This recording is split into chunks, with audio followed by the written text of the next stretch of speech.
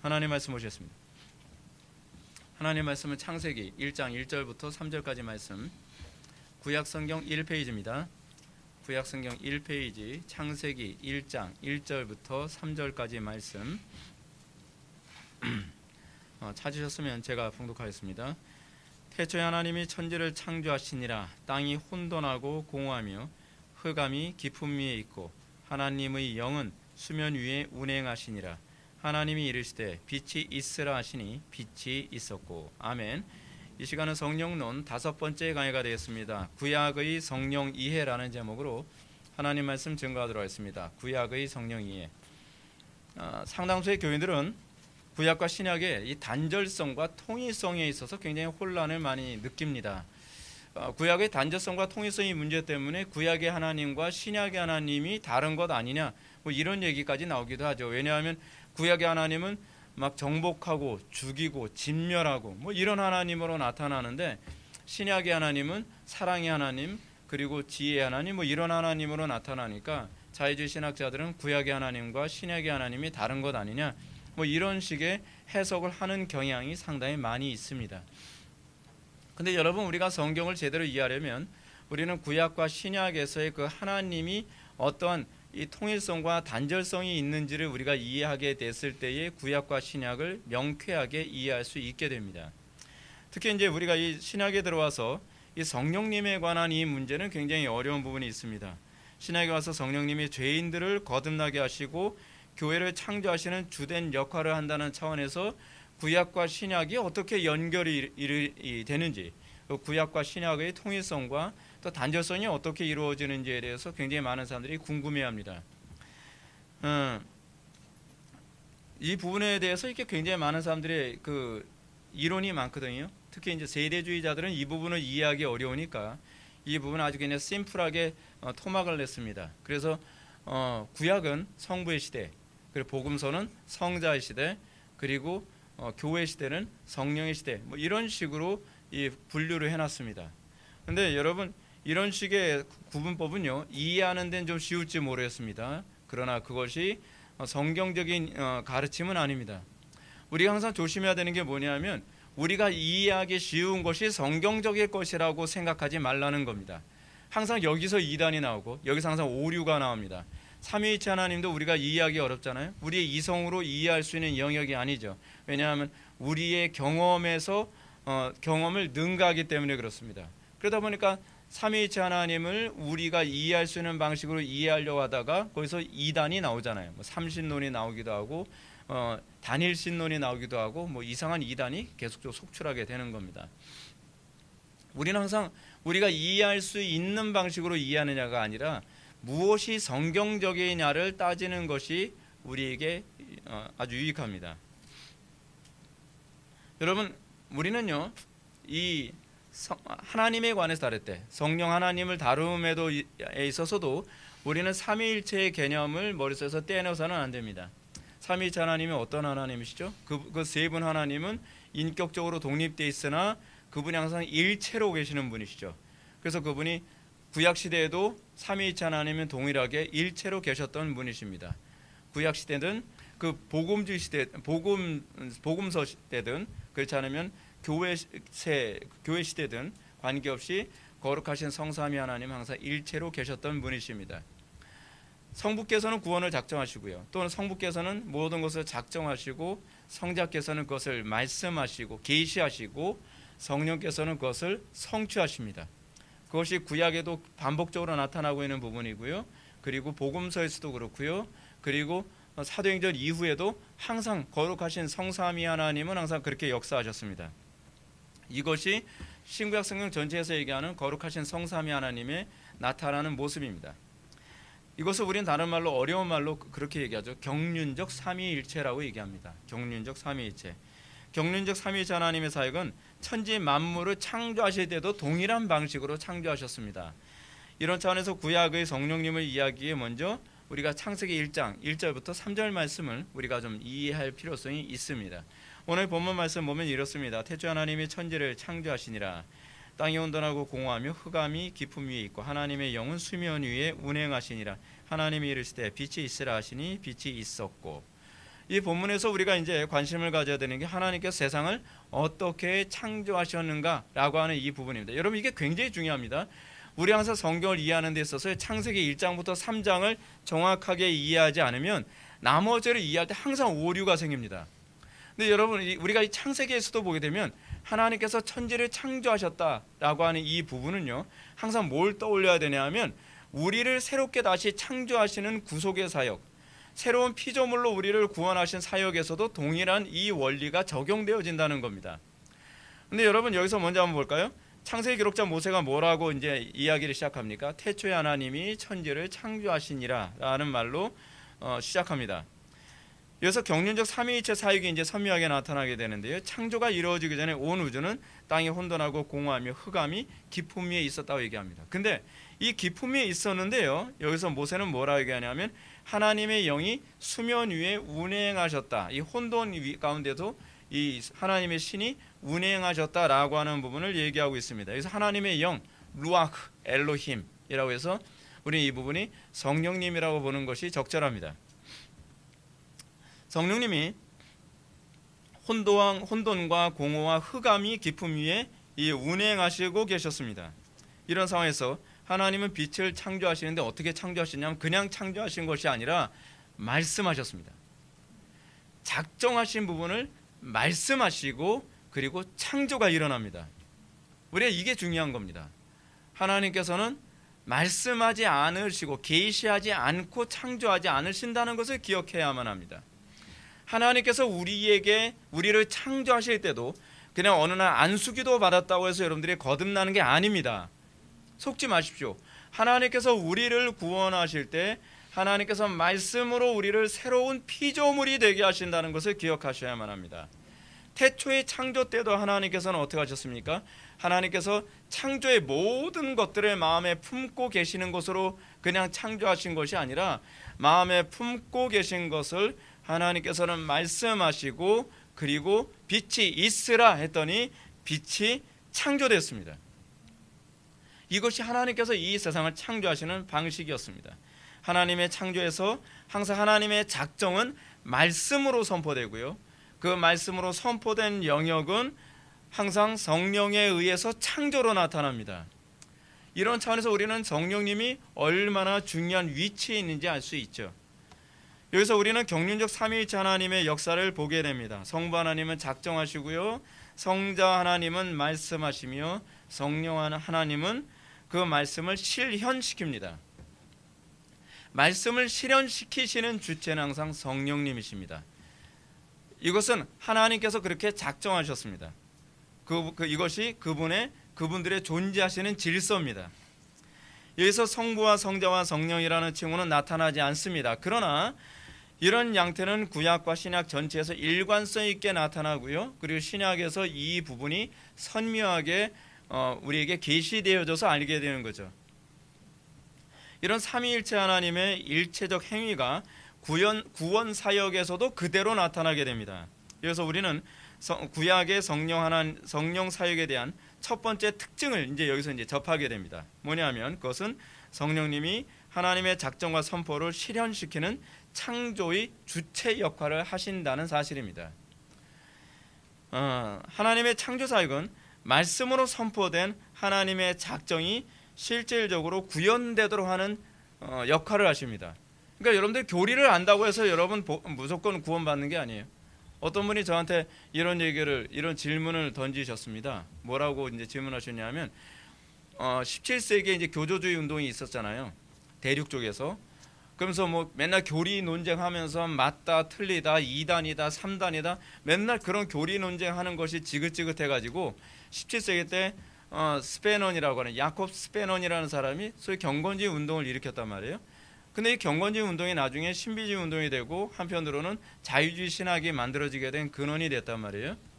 그러니까 사람들이 이런 얘기합니다. 목사님, 경건주의 운동이 옳습니까? 아니면 교조주의 운동이 옳습니까? 경건주의 운동도 괜찮은 것 아닌가요? 라고 이런 얘기를 합니다. 저는 양쪽이 다 틀렸다고 봅니다. 양쪽이 다 틀린 이유가 무엇이냐 하면 소위 교조주의 운동, 맨날 교리만 따지는 사람들의 문제가 무엇이라고 제가 말씀드렸냐면 그들이 교리를 따지는 것은 옳고 그름을 따지는 것이 아니라 하나님보다도 교리에 관심을 갖고 있는 것이 문제라는 거예요.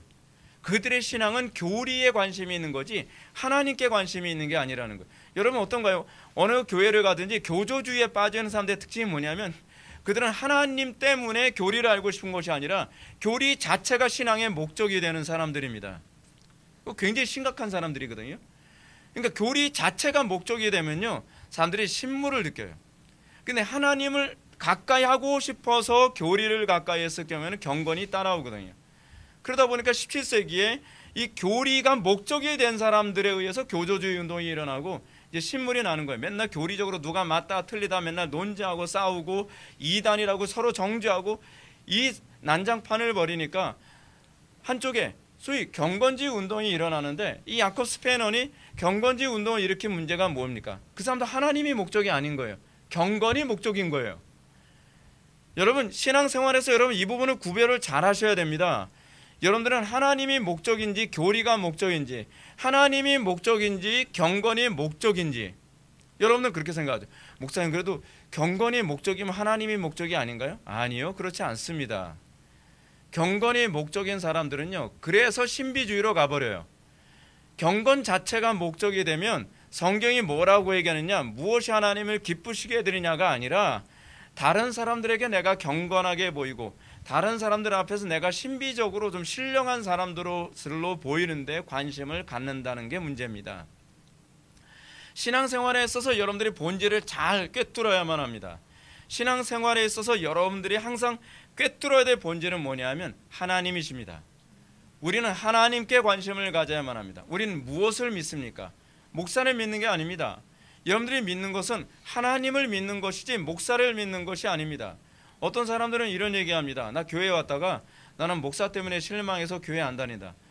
그건 그 사람 정말 잘못된 거예요. 목사는 믿음의 대상이 아닙니다. 여러분들이 생각해야 될 믿음의 대상은 하나님이십니다. 목회자는 하나님을 증거하기에 부름받은 그런 도구에 불과합니다. 물론 목회자가 신뢰할 만한 존재로 살아가는 것이 맞습니다. 틀렸다는 얘기는 아닙니다. 근데 문제는 뭐냐면 여러분들이 믿음의 대상을 하나님으로 규정하지 않으면 여러분들은 그 주변 것에 대한 지나친 신뢰 때문에 실족할 수 있다는 얘기예요. 목사가 틀린 거지 하나님이 틀린 게 아닙니다. 목사가 타락한 거지 하나님이 타락한 게 아니거든요. 근데 목사가 잘못했다고 해서 여러분들이 하나님의 곁을 떠나는 건 어리석은 거죠. 그렇지 않습니까?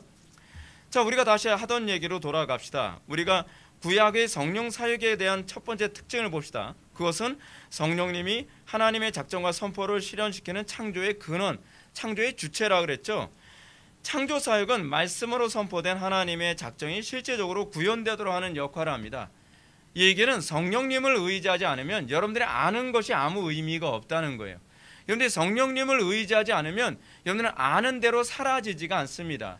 그러면 여러분들이 알고 있는 것, 여러분들이 성경에 대한 지식이 무용지물이 된다는 거죠. 성령님이 아니시면 실현은 없습니다. 여러분들의 의지, 여러분들의 이성, 여러분들의 적극적인 어떤 도발적 행위, 그거를 통해서 여러분들 믿음의 열매를 맺는 게 아닙니다. 열매는 성령의 열매입니다. 성령이 맺게 하신 열매지 내 의지로 말씀대로 살고 내 의지로 어떤 열매를 맺는 게 아니라는 거예요. 여러분들이 성령님을 의지하는 법을 배워야만 합니다. 성령님을 의지하고 성령 안에서 여러분들이 거룩하게 살고 성령 안에서 경건하게 사는 법을 배워야만 합니다. 우리가 하나님의 작정이 말씀으로 선포되었다 할지라도, 그리고 여러분들이 아무리 강단에서 좋은 말씀이 선포된다 할지라도 그 말씀으로 사는 열매를 맺는 것은 여러분들의 의지나 이성의 문제가 아니라는 거예요. 여러분들이 성령님을 의지하는 또는 성령님을 믿는 성령님께 대한 신앙 고백이 분명해야만 여러분들이 열매를 맺을 수 있는 겁니다. 항상 배운다고 해서 지식에 이르는 것이 아닙니다. 좋은 교사를 만나야죠. 좋은 설교자를 만나야죠. 그건 맞습니다. 그러나 여러분들이 좋은 설교자를 만나고 좋은 가르침을 받았다고 해서 좋은 열매를 맺는다고 보장하지는 않습니다. 그것을 보장해 주시는 분은 오로지 성령 하나님밖에 없으시다는 것, 유일합니다. 그런데 이것을 인정했을 때에 믿음이 날마다 진보하고, 그리고 이전과 다른 더 하나님과의 깊은 교제권을 여러분들이 경험하게 된다는 사실입니다. 왜요? 성령님만이 창조를 실행하시는 영이시기 때문에 그렇습니다. 다윗이 그러지 않나요? 내 속에 정한 마음을 창조하소서. 그 정한 마음이 날마다 창조되는 것, 그건 우리가 내 마음을 창조해낼 수가 없습니다. 창조는 하나님의 사역입니다. 더 정확하게 얘기한다면 성령 하나님의 사역이에요. 그렇다고 한다면 여러분들 마음속에 정한 마음이 생기고 여러분들 마음속에 하나님과 더 긴밀한 관계의 그 새로운 마음이 창출되려면 그건 성령님을 의지할 때라야만 가능한 겁니다. 믿어야지 믿습니다. 노력해도 안 되는데 노력했기 때문에 안 되는 거예요, 여러분. 성경에 여러분들한테 요구하는 게 뭡니까? 믿으라 그랬죠. 믿으면 열매를 맺는 거예요. 근데 문제는 믿지 않는 게 문제인 거예요. 내가 성령님을 믿는 것이 아니라 내 힘을 믿고 내 지혜를 믿고 내 의지를 믿으니까 열매가 없는 거예요. 그러니까 신앙의 진보가 없죠. 신앙의 진보가. 여러분들 신앙의 진보가 없다면 좀 진단하셔야만 합니다. 더 노력해야지. 제발 더 노력해야지로 가면 안 된다니까요. 여러분들의 신앙의 진보가 없는 건 내 믿음의 문제라는 부분을 좀 더 점검해 봐야 될 문제예요. 성령 하나님이 창조 실현의 중심 역할을 한다는 점에서 우리는 창세기 2장의 인간 창조에 관해서도 우리는 좀 관심을 갖고 관찰해야만 합니다. 창세기 2장 7절을 보면 이렇습니다. 여호와 하나님이 땅의 흙으로 사람을 지으시고 생기를 그 코에 불어넣으시니 사람이 생명이 되니라 라고 기록하고 있습니다. 여기서 다른 여러 피조물들과 다르게 하나님께서는 사람만 흙으로 빚어서 창조하셨습니다. 이게 좀 특이하죠. 창세기 1장 24절을 보면 다른 피조물들은 이렇게 창조하셨다고 얘기합니다. 하나님이 이르시되 땅은 생물을 그 종류대로 내되 가축과 기는 것과 땅의 짐승을 종류대로 내라 하시니 그대로 되니라 라고 되어 있습니다. 인간을 제외한 다른 모든 동물들은요, 땅이 낸 겁니다. 땅이 그 종류대로 내서 토끼, 거북이, 말, 거북이, 하여간 동물이니까 하여간 그렇게 난 거예요. 그렇게 낸 거예요. 근데 사람만은 땅의 흙이 이렇게 낸 게 아니에요. 사람은 여호와 하나님께서 친히 흙도 사실은 아파를 해서 먼지입니다. 사람은 먼지, 아주 고운 먼지로 창조하셨죠. 근데 여기서 지으시고라고 하는 이 표현, 야짜르라고 하는 히브리어를 사용하는데 이 야짜르는 뭐냐면 손으로 빚었다라는 거예요. 하나님께서는 사람만 유일하게 손으로 빚어서 창조하셨습니다. 근데 그 다음에 여러분 다른 피조물들은 흙이 내면 그냥 그 생명이 됐어요. 생명이요. 근데 사람은 흙으로 빚어진 상태에서 생명이 안 돼요. 그게 사람의 특징이에요. 사람은 그 코에 생기를 불어 넣으니까 비로소 생기가 됩니다. 그래서 생기라고 하는 그 히브리어는요, 동물들이 생명이라고 하는 그 표현이 다른 동물들이 생명이 됐다는 말과 사람이 생명이 됐다는 그 히브리어는 같은 히브리어예요. 근데 같은 히브리어인데 특이한 게 뭐냐면 다른 피조물들은 땅이 내니까 그냥 생명이 된 건데 사람은 빚은 상태에서는 생명이 아니었던 거예요. 근데 코에 생기를 불어 넣으니까 비로소 생명이 된 겁니다. 아주 좀 특이하죠. 사람 굉장히 특이하게 창조하셨습니다. 근데 여기서 이제 생기에 해당하는 히브리어 네샤마, 약간 발음이 좀 웃기는데, 여러분 이 히브리어 네샤마는요 성령님을 지칭하는 표현이 분명합니다. 욥기 33장 4절에서 이 부분을 잘 설명해 주고 있습니다. 욥기 33장 4절을 보면 하나님의 영이 나를 지으셨고 전능자의 기운이 나를 살리시느니라 라고 합니다. 하나님의 영이 나를 지으시고 전능자의 기운이 나를 살리셨다. 하나님의 영과 하나님의 기운, 옛날 번역으로는 입김이라고 이렇게 번역했거든요. 근데 하나님의 영과 하나님의 입김은 한 존재를 지칭하는 두 개의 다른 표현이거든요. 근데 이렇게 성령님께서 아담이 살아있는 영, 즉 생명이 되게 하셨을 때 어떻게 해요? 성령에 의해서 생명이 되게 하셨다는 것입니다. 그 욥기에서도 이미 그것을 입증해 주고 있죠. 그것이 하나님의 성령이 아담의 코에 생기로 들어간 사건은 여기서 아담이 하나님의 형상이 되는 중요한 요인으로 작용합니다. 그러니까 하나님의 형상이 만들어지게 하기 위해서 인간은 저희 살아있는 영, 그게 이제 생명이거든요. 살아있는 영이 되게 하기 위해서 하나님의 입김이 아담의 코에 들어갔다는 것이 중요하죠. 하나님의 형상의 핵심은요, 흙으로 피조된 것에 있지 않습니다. 물론 이것도 중요한 요소로 작용합니다. 근데 이것도 중요한 요소지만 본질이 무엇이냐면 하나님의 영이 아담의 코에 불어넣어짐으로 비로소 하나님의 형상이 된 그런 생명이라는 것이 중요한 것입니다. 그래서 하나님의 형상의 핵심은요, 하나님의 입김이 아담에 들어감에 있습니다. 이게 굉장히 중요합니다. 이 부분 좀 어려워도 좀 여러분들 집중해서 들으셔야만 합니다. 오늘 이 성령론은요, 오늘 성령론 이 부분을 이해하시게 되면 신약의 성령론은 자동적으로 이해가 됩니다. 제가 약간 잔소리처럼 느낄지 모르지만 이 부분은 제가 먼저 말씀하고 이 설교를 해야 될 것 같아요. 왜 신약의 성령론이 자꾸 헷갈린다고 얘기하냐면 구약에서의 성령에 대한 이해가 기초가 되어 있지 않으니까 신약에서 성령론을 정리하려고 하니까 정리가 안 되는 거예요. 이미 구약에서 성령님이 어떤 존재인지가 입증이 됐거든요. 규정이 돼 있어요. 그 개념이 신약으로 연결되어져서 오순절날 성령 강림 사건이라든지 뭐 기사와 이적이라든지 그참 은사의 문제가 따라오는 것인데, 구약에 나오는 성령에 대한 이해와 전제가 없이 신약에서 다이렉트로 이걸 이해하려고 하니까 자꾸 이상하고 삐그덕거리고 뭔가 아구가 안 맞는 것 같은 현상이 나타나는 겁니다.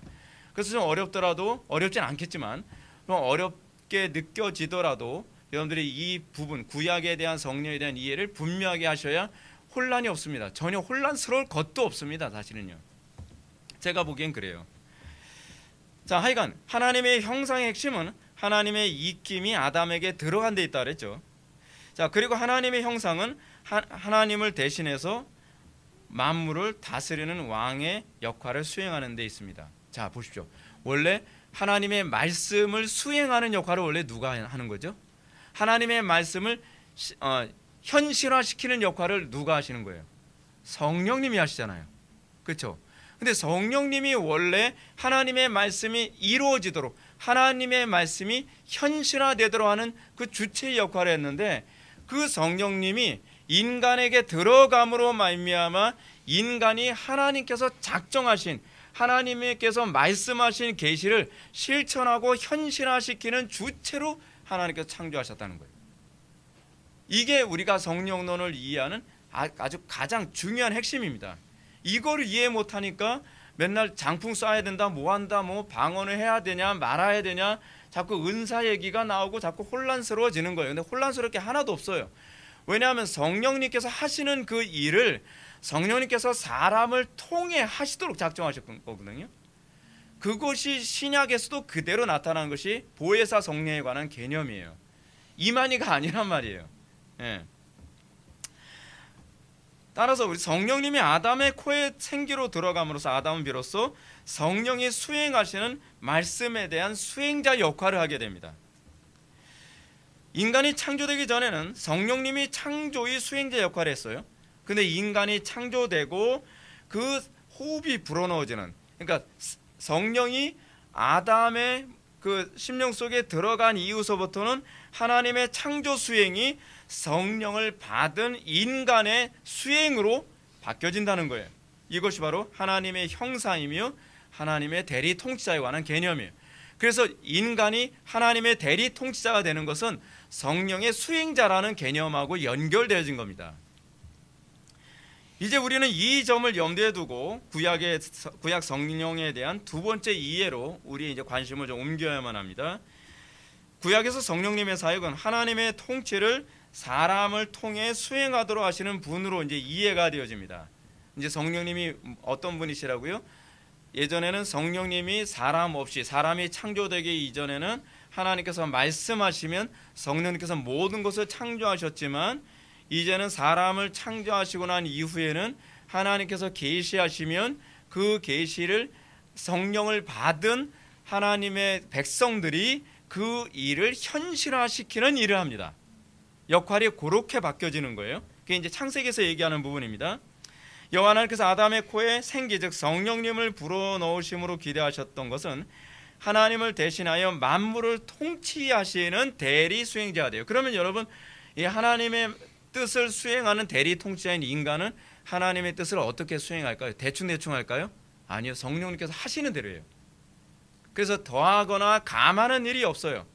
온전한 순종을 우리들에게 성경이 자꾸 요구하고 있는 이유가 뭐냐면 우리의 탁월함에 대한 기대가 아니라 우리가 성령의 담지자로서, 그래서 우리는 뭐라 해요? 성령을 담지하고 있는 하나님의 전이라고 얘기하잖아요. 그렇기 때문에 성령님께서 여러분들을 통해 일하시기 때문에 내가 온전하니 너희도 온전하라라고 하는 그 개념이 그렇게 연결되어지는 겁니다. 아담이 대리 통치자의 직무를 수행하는 것은요, 아담의 이 독립적 기능이 아닙니다. 아담이 그거 하나님 말씀대로 순종하라서 순종할 수 있는 기능이 있는 게 아니에요. 아담은 처음에 창조될 때서부터 하나님의 입김이 들어가서 그 성령의 수행자로서의 역할을 하기 때문에 거룩하고 탁월한 삶이 가능했던 것이죠. 성령님이 먼지로 빚어진 사람들에게 생기로 거할 때 이 일이 비로소 가능하게 된 것입니다. 그러므로 타락 이전의 아담은 하나님의 작정이, 다시는 하나님께서 말씀하시면, 계시하시면 그것을 정확히 받아서 정확히 수행하는 역할이 가능했어요. 이것이 본래 창조된 인간의 모습이에요. 하나님의 뜻대로 정확하게 살 수 있도록 창조된 거예요. 그러나 아담이 타락함으로 말미암아 그들이 하나님의 뜻을 수행할 수 없었던 것이 뭐냐면 성령 없는 자가 됐기 때문에 그렇습니다. 핵심이 그거예요. 성령 없는 자가 된 거예요. 그래서 여러분, 우리가 구원받을 때 어떻게 구원받죠? 성령이 우리에게 오심으로 구원이 일어나잖아요. 그렇죠? 그것이 바로 창세기의 회복인 거예요. 성령 없는 자가 됐다는 것은 그 자체로 생기 없는 진흙덩어리에 불과하다는 것이고요. 생기 없는 진흙덩이 인간에게 나타나는 전형적인 현상은 하나님의 작정이 말씀으로 선포될지라도 성령의 수행자 역할을 하지 못한다는 겁니다. 여러분들, 하나님의 말씀 듣는다고 해서 여러분 하나님 말씀대로 순종됩니까? 안 되죠. 바울이 얘기했던 것처럼, 고린도전서 1장에서 얘기하는 것처럼 육에 속한 사람은 하나님의 성령의 일을 받지 아니하나니, 거기서도 그렇게 표현해요. 하나님의 성령의 일을 받지, 하나님의 성령의 일이래요. 왜냐하면 우리를 통해서 일하는 건 내 일이 아니라 하나님의 성령의 일이거든요. 근데 육에 속한 사람은 하나님의 성령의 일을 받지 못하니 저에겐 미련하게 보이며 또 받아들일 수도 없기 때문에 그런 거거든요. 우리는 하나님의 성령의 일을 수행하도록 구원받은 존재들이에요. 그것이 구약에서 얘기하는 인간을 창조하신 목적이죠. 그래서 우리가 발견해야 되는 중요한 사실은 성령님이 신약과 마찬가지로 말씀의 수행자라는 사실입니다. 그래서 예수님께서 오셔서 뭐라고 말씀하십니까? 장차 오시게 될 보혜사 성령님에 대해서 이렇게 얘기하십니다. 진리의 성령이 오시면 그가 너희를 모든 진리 가운데로 인도하시리니 그가 스스로 말하지 않고 오직 들은 것, 즉 계시된 것을 수행하는, 오직 들은 것을 말하며 장래를 너희에게 알리시리라. 그가 내 영광을 나타내리니 내 것을 가지고 너희에게 알리겠습니다. 성령님이 하시는 일이 뭐예요? 신약에 와서도요, 계시된 하나님의 말씀의 수행자예요. 계시된 하나님의 말씀 없이 일하시는 법이 없죠. 왜냐하면 그것이 성령 하나님의 사역이에요. 오늘날 여러분 성령 받았다는 사람 중에 이상하게 장풍 쏘고 돌아다니는 사람들 많이 있잖아요. 맨날 신비주의 행동하고 막 지혜롭지 못하고 어리석게 행동하고 예수 믿는다고 하면서도 그들의 삶이 불경건하고 죄악 가운데 살아가고 타락한 삶을 살아가는 이유가 무엇이냐면 그들이 성령 받은 사람이 아니기 때문에 그래요. 그들은 성령을 받았다고 생각하는데, 성령을 받았다고 한다면 그들에게 나타나는 것이 뭐냐면 하나님의 말씀에 대한 수행자로서의 삶을 살게 되는 거예요. 근데 그 성령님이 어떤 영이에요? 거룩한 영이잖아요. 그러니까 그 성령님을 받았다고 한다면 우리는 당연히 거룩하게 살아야죠. 우리는 당연히 하나님의 뜻이 하늘에서 이룬 것처럼 땅에서도 이루는 삶을 살아야죠. 근데 그 일이 없어요. 하나님의 성령의 일을 받질 않아요. 그건 자연인이란 얘기예요. 그가 육체에 속했다는 거예요. 우리가 구원받고 난 다음에 우리에게 달라지는 것은 하나님의 성령의 일을 받게 된다는 거예요. 많은 사람들이 하나님의 말씀을 증거하면 어떻게 저렇게 살아 그래요. 하나님의 성령의 일을 그들은 감당할 수 없는 거죠. 그렇죠. 왜냐하면 우리 먼지 덩어리인, 이 흙덩어리인 우리 상태에서는 하나님의 성령의 일을 받을 수가 없어요. 왜냐하면 우리의 존재 상태가 뭐냐면 하나님의 성령님이 우리를 통하여서 당신의 일을 이루도록 하시는 성전으로 우리가 창조됐기 때문에 그런 거거든요. 그러니까 성령님이 없으면 하나님의 성령의 일을 받을 수도 없고 납득할 수도 없고 순종할 수도 없는 거죠. 그래서 열매로 나무를 알리라라고 하는 이 개념은 다 구약과 연결되어져서 이해했을 때 정확한 이해가 생기는 겁니다. 자, 이런 관점에서 구약의 이적과 기적, 예언 등은 하나님의 뜻을 이루는 역할에 맞춰져 있습니다. 특히 사사기에서 아주 흥미로운 게 이겁니다. 사사기에서 사사들에게 나타나는 지혜나 용맹함이나 괴력들은요, 항상 뭐하고 관련을 맺냐면 항상 이렇게 나옵니다. 여호와의 영이 사사 누구에게 임하심에, 그럼 갑자기 지혜가 막 나오고요, 갑자기 담대함이 나오고요, 그 괴력이 막 나오기 시작을 합니다. 왜냐하면 성령님이 하시는 일이 뭐냐면 하나님의 계획과 선포된 하나님의 말씀을 실현하시고 창조하시는 일을 하시는 것이 성령의 사역이기 때문에 그걸 위해서 때로는 괴력이 필요하면 괴력이 나타나게 하시는 거고요, 지혜가 필요하면 그 사람에게 지혜를 주시는 것이고, 또 능력이 필요하면 그 사람에게 능력을 주시는 겁니다. 은사주의자들이 생각하는 그런 개념이 아니에요. 자기 마음대로 아무 때나 뭐 장풍 쏘고 아무 때나 뭐 류마티스 뭐 관절염이다 뭐 무좀이다 막 오라 그럼 내가 다 고쳐준다, 그 개념이 아니에요. 실제로 여러분들 사도행전에서도 보게 되면 사도들이 아무나 막 고치는 사람들이 아니었습니다. 여러분 사도행전에서 여러분 성전 미문에서 있었던 그 안전뱅이를 고칠 때 어땠습니까? 그 속에 고침받을 만한 믿음이 있는 것을 보고 그건 성령께서 작정하셨다는 거예요. 주권이 성령님께 있는 것이지 나에게 있는 것이 아닙니다. 그래서 여러분들 보게 되면 사사기에서도요, 삼손의 초인적인 능력이 아무 때나 나타나지 않습니다. 우리는 삼손이 아무 때나 막 초인적인 힘을 발휘해가지고 뭐 막 그렇게 행동하는 것처럼 보이잖아요. 근데 사사기에 보게 되면은 삼손이 초인적인 힘을 발휘할 때는 항상 꼭 서두에 꼭 달라붙는 말씀이 있습니다. 예를 들어서 여러분 사사기 14장 6절을 보면 여호와의 영이 삼손에게 강하게 임하니 하고 난 다음에 삼손이 뭐예요? 사자의 입을 그냥 찢죠. 사자의 입을 찢는 이 장면은 바로 하나님의 작정과 관련을 맺고 있다는 얘기예요. 그래서 성령께서 순간적으로 주권적으로 그에게 역사하시는 겁니다. 같은 장 15절에서도요, 여호와의 영이 삼손에게 갑자기 임하고 난 다음에 아스글론 사람 30명을 쳐 죽였죠. 그가 아무 때나 쳐 죽이고 아무 때나 이렇게 괴력이 나타난 게 아니에요. 여호와의 영이 임하면 나타나는 거예요. 또 사사기 15장 14절에서도 여호와의 영이 삼손에게 갑자기 임하심에 라고 하면 갑자기 임하니까 어떻게 해요? 당나귀 턱뼈를 들고서 3,000명을 때려 죽이는 1,000명이네요. 1,000명을 때려 죽이는 일이 생기는 거죠. 그것도 삼손의 괴력이 아니라, 삼손이 타고난 것이 아니라 하나님께서, 성령께서 그에게 그 일을 하도록 능력을 주시는 거예요. 왜냐하면 하나님의 작정 때문에, 하나님의 뜻 때문에 그런 겁니다. 삼손의 괴력은 항상 하나님의 뜻과 직결되어 있다는 점은 이게 뭐로 또 나타나냐면 그가 나실인 서약을 어긴과 동시에 그 힘이 사라진 것에서 좀 더 선명하게 나타나죠. 하나님의 뜻에서 벗어나면 능력도 안 나타나요. 삼손에게 있어서 이 힘이 나오는 것은요, 하나님의 뜻 안에 있을 때만 그 괴력과 그 능력과 용맹함이 나타나요. 그러나 그 하나님의 뜻에서 딱 벗어나가면 곧바로 과거의 용맹함, 능력, 지혜 싹 다 사라지죠. 왜요? 성령께서 하시는 일은 하나님의 뜻을 이루는 영이시기 때문에 그렇습니다. 이런 관점에서 사무엘서를 볼 필요가 있습니다. 사무엘서에 보게 되면은 최초의 임금이 등장하죠. 최초 임금 사울 왕입니다. 그리고 이스라엘 역사의 골든 에이지를 만들었던 다윗 왕이 이제 등장하게 되죠. 사무엘이 이 두 사람에게 왕으로서 기름 부음을 줍니다.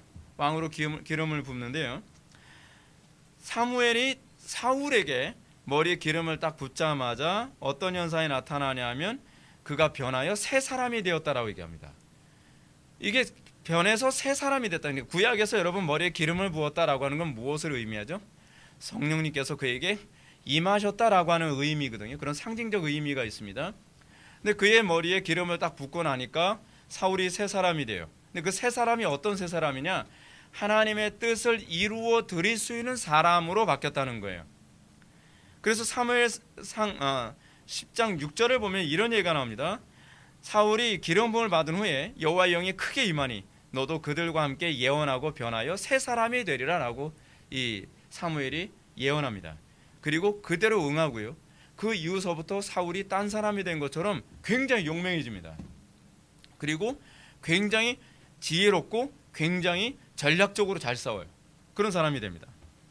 그러나 그 하나님의 명령을 불순종하니까요, 마치 그 사사기에 나오는 삼손처럼 나실인 규략을 버린 삼손처럼요, 여호와의 신이 그에게서 떠나버리고 무능해져 버리고 맙니다. 그러니까 이 사울의 지혜로움이나 용맹이나 탁월함은 어느 범주에서만 나타나는 현상이에요. 하나님의 뜻 안에 있을 때, 하나님의 뜻을 이루어드리는 그 범주 안에 있을 때에만 나타나는 거예요. 내 욕심이나 내 만족이나 내 어떤 명예나 성공을 위해서 하나님의 뜻에서 벗어나면 이건 그냥 사라져버리고 마는 것이죠. 사실은 이 부분이 다윗에게도 동일하게 나타납니다.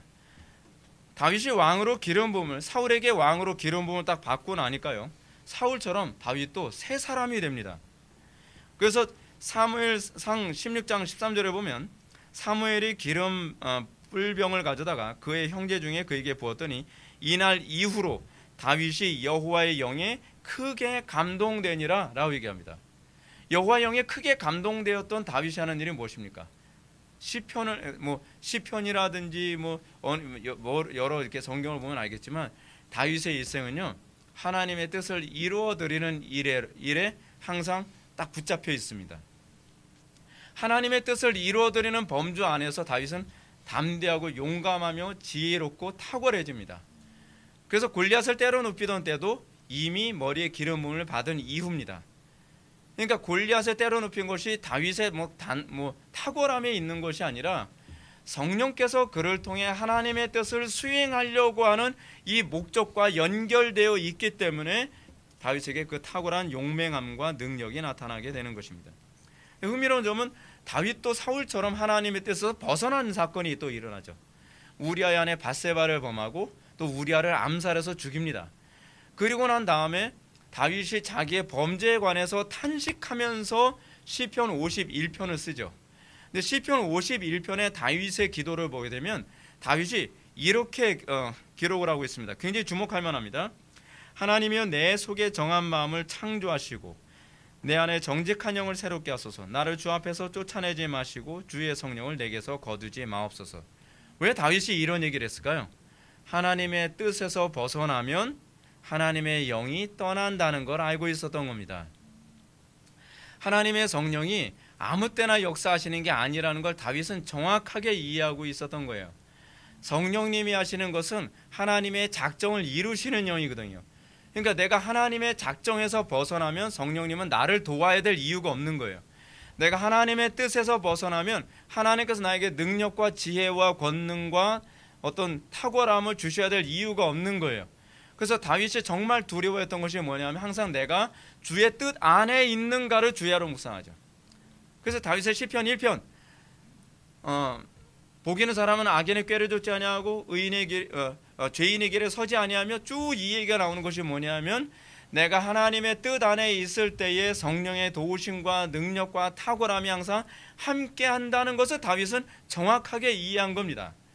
그렇기 때문에 다윗이 시편 51편에서 우리아의 아내 밧세바를 범하고 하나님께 징계를 받지만 이 징계를 괴로워한 것이 아니라 하나님의 그 성령이 나에게서 떠나가는 것을 가장 두려워하는 거예요. 왜냐하면 하나님의 그 영이 나에게서 떠나가면 자기도 사울과 똑같은 신세로 전락하게 될 것이라는 것을 다윗도 알았기 때문에 그렇습니다. 그래서 자신의 영광은 하나님의 뜻을 수행하는 성령의 수행자로서 살 때에 비로소 복되고 영광스럽다는 것을 알게 되는 거죠. 그래서 다윗이 주야로 묵상하는 것이 뭐예요? 주의 율법이죠. 왜냐하면 그의 계명 안에 있을 때에 나는 그 하나님 나라의 탁월함을, 그 영광을 다 누릴 수 있다는 것을 알고 있기 때문에 그런 것입니다. 이렇게 구약에 언급된 성령님을 살펴보면 오늘날 은사주의자들이나 신사도 운동가들이 성령 사역을 기적과 이적과 병고침 혹은 능력 행함 정도로 제한해서 이해하는 것은 대단히 유감스럽죠. 이건 본질을 망각하고 있는 겁니다. 성령님이 뭐 하시는 분이신지를 전혀 이해를 못하고 있는 거예요. 성령님을 마치 실존주의자들처럼 칼바르트처럼 가마력이라든지 뭐 능력이라든지 공동체 정신 정도로만 이해하고 있는 겁니다. 그러나 성령님은 그런 영이 아닙니다. 성령님은 아버지의 작정하심이 계시되어진 것을 현실화시키는 영이세요. 그래서 그 성령님께서 우리 안에 거하시면 우리는 세속적이 될 수 없고, 우리는 이 악하고 음란한 세대를 살아가면서도 하나님의 뜻을 이루어 드릴 수 있는, 그래서 세상을 이긴 이김은 이것이니 너희의 믿음이라 라고 얘기하는 것처럼 우리가 세상을 이기는 그 믿음 안에서 살 수 있게 되는 것입니다. 따라서 우리가 구약에서만 보더라도 성령님은 인간이 자신의 욕심과 명예를 위해 소유하는 영이 아니라는 것을 알 수 있습니다. 하나님이 우리를 소유하는 것이지 우리가 성령님을 소유하는 게 아니에요. 소위 은사주의자들이나 신사도 운동가들의 문제는 뭐냐면 성령님을 마치 내가 부리는 영인 것처럼, 내가 소유하는 것처럼 그렇게 이해하는 경향이 많이 있습니다. 이것이 이제 사도행전에서 시몬 마구스가 착각하고 있는 소위 이방 종교적인 이해죠. 시몬 마구스의 잘못이 무엇이었습니까? 사도들이 기도를 했더니 성령님이 각 사람에게 임하는 것을 보면서 시몬이 뭐라고 얘기합니까? 내가 돈을 줄 테니까 나도 당신처럼 성령을 아무에게나 줄 수 있도록 하라. 그러니까 성령님이 마치 이방인들처럼 내가 갖고 내가 분배할 수 있는 어떤 존재라고 착각을 한 겁니다. 근데 이 시몬 마구스가 이런 생각을 한 것에 관해서 베드로가 뭐라고 얘기합니까? 그에게 너에게 저주가 임할 거다라고 저주를 퍼부어대죠. 왜냐하면 성령님은 우리가 소유하는 영이 아니라 성령님이 우리를 소유하는 영이라는 개념을 망각했을 때 나타나는 심판이 얼마나 큰지를 사도행전에서 우리가 알게 되는 것입니다. 그래서 우리는 구약 이스라엘의 회복이 율법과 그에 대한 온전한 순종에 초점이 맞춰져 있다는 것을 이제 알 수 있습니다. 율법을 떠나서는 성령님은 역사하지 않습니다. 주의 계명을 떠나서는 성령님은 역사하지 않습니다. 하나님의 뜻과 작정 안에서만 성령께서 역사하십니다. 그것이 바로 성령님의 임무거든요. 경륜적 차원에서요. 구약 교회인 이스라엘은 하나님의 작정을 성취하기 위해 율법을 받은 사람들이었죠. 그래서요, 당시 작정하신 뜻을 이루는 수행자로서 하나님께서는 이스라엘을 선택하신 겁니다. 때문에 하나님은 이스라엘 백성들을 선택하고 난 다음에 무엇을 요구하시냐면 시내산에서 율법을 주시고요, 그리고 나서 그들에게 성전을 건축하도록 요구하십니다. 또는 성전 또는 성막을 건축하도록 요구하시죠. 이 성막은 하나님의 작정이 두 돌판에 기록된 성령의 전이잖아요. 그래서 성막을 건축하라고 하는 이유가 뭐냐면 그 교회가 어떤 존재인지를 사실은 예표로 보여주는 것이거든요.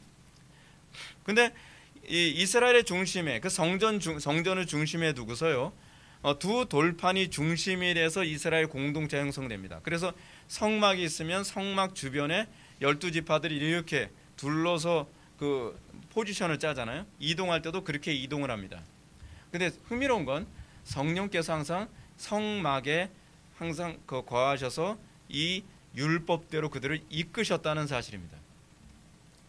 여러분, 이스라엘 백성들을 이끈 건 구름기둥과 불기둥입니다. 구름기둥과 불기둥은 하나님의 말씀의 성취자입니다. 그래서 이스라엘 백성들이 광야에서 가나안 땅에 들어가게 하시는데 어떤 과정으로 갈 것인가는 성령님이 규정하죠. 그 안에서 보호가 있고요, 그 안에서 능력이 있고요, 그 안에서 모든 공급하심이 있습니다. 그러니까 성령의 인도를 떠나서는 아무것도 기대할 수가 없습니다. 그러나 이스라엘 백성들이 하나님의 뜻에서 벗어납니다. 그들이 주의 계명을 버리죠. 가나안 땅에 들어가서도 그들은 하나님의 법대로 살지 않습니다. 그 결과 그들은 약속의 땅에서 쫓겨나 바벨론의 포로가 되죠. 그렇기 때문에 이들의 문제는 율법이 있지만 율법대로 행할 수 없는 존재라는 것이 문제입니다. 여러분, 아담의 상태와 굉장히 똑같지 않나요? 계시는 있어요. 하나님의 뜻은 있어요. 뜻은 알겠어요. 율법이 뭔지는 알아요. 근데 이스라엘이 하나님의 심판을 받은 것이 뭐냐면 하나님의 뜻대로 살지 못한다는 것이 문제입니다. 여러분, 교회 안에서 그런 사람들이 많잖아요. 성경 공부 백날 배우면 뭐합니까? 성경 공부 배우고 설교 아무리 들어도 못 살잖아요. 못 사는 게 정상이에요. 그게 바로 자연인들의 특징이고요, 그것이 흑덩이들의 특징이에요. 우리가 하나님의 말씀대로 살려면 성령께서 우리를 다스려야만 합니다. 우리가 성령님을 받아들일 때, 성령님께서 우리와 함께 할 때에 비로소 우리가 주님의 말씀대로 살게 되는 거거든요. 따라서 우리는 세 번째로 구약의 성령님의 사역은 선택받은 백성들이 하나님의 말씀 수행자로 행하게 하시는 분이시라는 것을 알게 됩니다. 이 사실이 이제 예언서에서 나오죠. 여러분 에스겔서로 한번 좀 펴보시기 바랍니다. 에스겔서 11장 19절 말씀. 에스겔서 11장 19절 말씀을 보면 구약 성령님의 사역의 핵심이 무엇인지를 잘 알 수 있습니다. 에스겔서 11장 19절 말씀이 어딘지 제가 페이지를 또 알려드려야 될 부담감이 약간 있네요. 에스겔서 11장. 에스겔서 11장은 사실은 예레미야서 31장과 굉장히 긴밀한 연결선이 있습니다. 1163페이지입니다.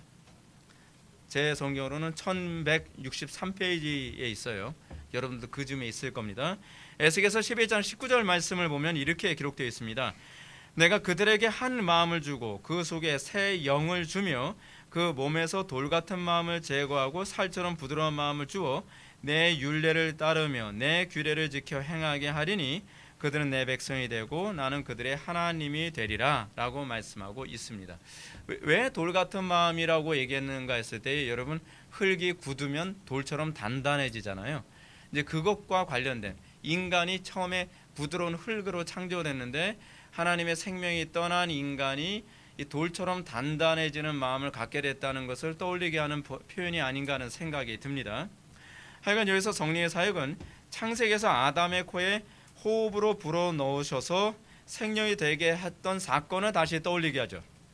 선지자 에스겔은 하나님께서 뜻하신 때가 되면 택한 백성들에게 이 새 영을 줘서요, 그들이 하나님의 뜻을 따르도록 한다는 거예요. 성령님이 오셔서 하는 일이 뭐라고요? 하나님의 뜻을 따르도록 하겠다는 거예요.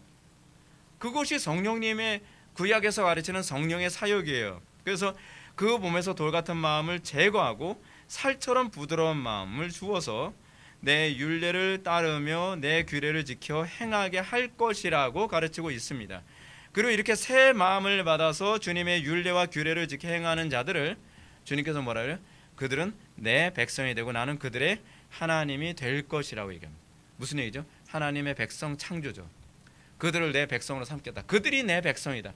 어떤 사람만이 하나님의 백성이라는 거예요? 성령을 받고 주의 규례대로 실천할 수 있는 사람, 하나님의 뜻을 수행하는 자들, 그들만이 하나님의 백성이다. 그렇게 규정하고 가르치는 겁니다. 자, 이제 말씀을 좀 정리해 볼까요? 오늘 우리는 구약에 나타난 성령의 사역에 대해서 살펴보았습니다. 여기서 저는 구약의 중생 문제는 다루지 않았습니다. 뿐만 아니라 사울에게 성령님이 거하시다가 떠나시는 문제, 왜 구약에서는 성령님이 왔다 갔다 하시나요? 라고 하는 이 문제에 관해서는 제가 시간 문제상 다 다루지 않았습니다. 사실 이 문제에 관해서는 이 문제를 다루려면 열왕기 15장인가요? 나단의 신탁을 또 다뤄야 되는 문제다 보니까 좀 굉장히 내용이 또 방대해져요. 그래서 이제 이 부분은 제가 다루지 않았습니다. 이 문제는 신약에 나타난 성령의 사역을 나누면서 얘기하게 되면 좀 더 명확해지게 됩니다. 다음 시간에는 신약에 성취된 선지자의 예언을 기초로 해서 신약의 성령님이 어떤 사역을 하셨는지를 우리가 살펴보면서 구약과 연결해서 신약의 성령의 사역에 관해서 우리가 좀 살펴보게 될 거고요. 그리고 이제 탈도 많고 말도 많은 성령 세례에 관해서 이제 돌아오는 주일날은 그 부분을 제가 강의하도록 하겠습니다. 저는 여기서 우리의 관심을 가져야 될 중요한 부분을 이제 강조하고자 합니다. 뭐냐면 그것은 구약과 신약에서 성령 사역의 핵심이 무엇이냐는 거예요. 핵심은 기사와 이적이 아니에요. 핵심은 얼마나 엄청난 일을 하느냐에 관한 문제가 아니에요. 혹은 능력과 기사와 이적 또는 은사, 자꾸 이런 얘기하는데 은사도 사실은 본질적인 문제가 아니에요. 성령의 중샘시키는 사역과 능력의 사역은요, 조나단 에드워즈의 표현처럼 종속적 목적에 불과합니다. 그러니까 은사도 그렇고요, 중생의 문제도 그렇고 이게 본질이 아니에요. 이건 종속적인 목적이에요. 궁극적 목적이 무엇이냐면 성령의 궁극적 목적은 하나님의 뜻을 이루어드리는 거예요. 거기에 성령의 본질이 있어요. 그리고 이 뜻을 이루어드리기 위해서 중생이 필요한 거고요, 이 뜻을 이루어드리기 위해서 은사가 필요할 뿐입니다. 근데 우리는 자꾸 본질, 하나님의 뜻을 이루어드리는 것은 관심이 없고, 여러분 주기도문의 핵심이 뭡니까? 뜻이 하늘에서 이룬 것처럼 땅에서도 이루어지이다, 그거 아닌가요? 예수님께서 당신의 제자들에게 기도를 명령하셨을 때 기도의 핵심은 하나님의 뜻을 이루어드리는 거거든요.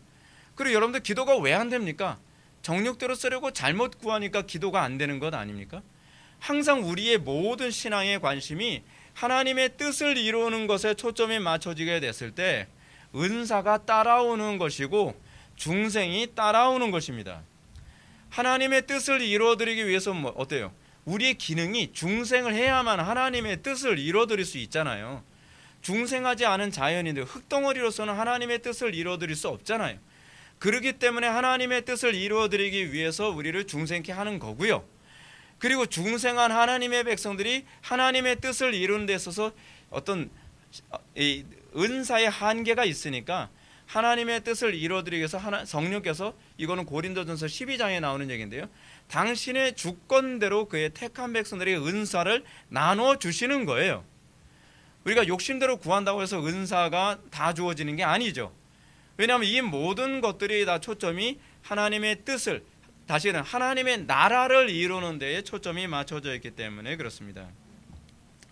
그렇기 때문에 이 궁극적 목적, 하나님의 나라를 이루는 것 또는 하나님의 뜻을 이루는 것을 수행하는 데 초점을 맞춰 있다는 것을 염두에 둔다면, 우리가 성령으로 거듭나지 않으면 하나님의 나라를 볼 수 없고 하나님의 성령의 일을 받지 못하기 때문에 우리로 하여금 하나님의 일을 할 수 있는 기능을 바꾸기 위해 우리를 거듭나게 하시는 거죠. 바울의 표현처럼 그리스도를 위하여 너에게 은혜를 주신 것은 다만 그를 믿을 뿐 아니라 또한 그를 위하여 고난도 받게 하려 하심이라.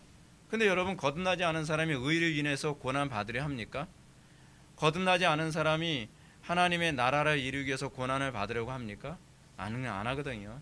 자기 욕심을 위해서는 고난도 감수하지만 이웃을 위해서, 하나님을 위해서는 고난 감수 안 하거든요. 그때 우리의 기능이 바뀌어야 돼요. 그래서 중생이 필요한 겁니다. 또 기적과 이적과 다양한 은사들도 이 목적에 초점이 맞춰져 있는 거죠. 그래서 저는 은사 종결론 좀 믿지 않습니다. 은사 없이 어떻게 여러분 주님의 일을 합니까? 은사나 능력과 권능 없이 어떻게 주님의 일을 하겠어요? 이 악하고 음란한 세상에서요. 그렇기 때문에 이건 있어야만 합니다. 있어야 되는데 목적이 어디에 있냐? 하나님의 나라를 이루고 하나님의 뜻을 이루는 데 초점이 맞춰져 있다는 것만 흔들리지 않으면 됩니다. 이 사역은 바울의 가르침처럼 교회는 그의 몸이니 만물 안에서 만물을 충만케 하시는 이의 충만함을 이루는 데 있습니다. 고린도전서 12장에서 바울이 각 사람에게 성령을 나타내심은 유익하게 하려 하심이라. 뭘 유익해요? 교회에게 유익을 주기 위한 거라는 얘기거든요. 또 바울은 다양한 은사를 나열한 후에 이렇게 얘기합니다. 이 모든 일은 같은 한 성령으로 행하사 그 뜻대로, 그 뜻이 뭐예요? 아버지의 뜻이죠. 그 뜻대로 각 사람에게 나눠 주시는 것이라 라고 이렇게 가르치고 있습니다. 기사와 이적과 다양한 은사들은 하나도 예외 없이 말씀으로 계시된 아버지의 뜻이 하늘에서 이룬 것처럼 땅에서 이루어지고 하나님의 나라와 의가 이 땅에 이루어지게 하는데 초점이 맞춰져 있습니다. 이것이 궁극적 목적이거든요. 왜냐하면 이 악이 가득한 세상에서 아버지의 뜻을 수행하기 위해서는 우리는 거듭나야만 하고 우리는 그의 능력으로 무장되어 있어야 하기 때문에 그렇습니다. 그렇기 때문에 에베소서 6장에서 뭐라고 얘기합니까? 우리의 씨름은 혈과 육에 대한 것이요 정사와 권세와 이 어둠의 세상 주관자들과 하늘에 있는 악한 영들에 대함이라. 그러면서 서서 진리의 띠를 띠고 의의 흉배를 붙이고 하면서 쭉 우리에게 능력의 필요함을 얘기하죠. 근데 이 모든 것은 남들에게 내가 경건하게 보이기 위함이 아니라 이 땅에 하나님의 나라를 우리가 세우고 이 땅에 죄악을 이기고 정의가 하수같이 공법이 물같이 흐르는 세상을 만드는 데에 우리는 무능하다는 것에 대한 자각에 의해서 하나님의 성령의 주권에 의해 우리에게 부여되는 것입니다. 때문에 여러분들이 성령을 받고 우리가 하나님의 뜻을 이루어드리는 데 관심을 갖고 있다면 여러분들이 은사를 구하는 것이 당연하죠. 능력을 구하는 것이 당연합니다. 지혜를 구하는 것이 당연합니다. 왜냐하면 이 나라는 우리의 힘으로 세울 수 있는 나라가 아니라 하나님의 힘으로만 세워질 수 있는 나라라는 것을 믿기 때문에 그렇습니다. 사랑하는 성도 여러분, 여러분에게 이 놀라운 성령의 역사가 나타나기를 축원합니다. 여러분에게 중생의 은총뿐만 아니라 세상을 넉넉히 이길 힘과 능력과 은사가 여러분들에게 폭포수같이 부어지기를 축원합니다. 무엇보다도 우리의 마음이 사도 바울의 고백처럼 먹든지 마시든지 무엇을 하든지 하나님의 영광을 위하여 하는 데에 완전히 붙잡힌 바 되기를 주님의 이름으로 축원합니다. 기도하시겠습니다.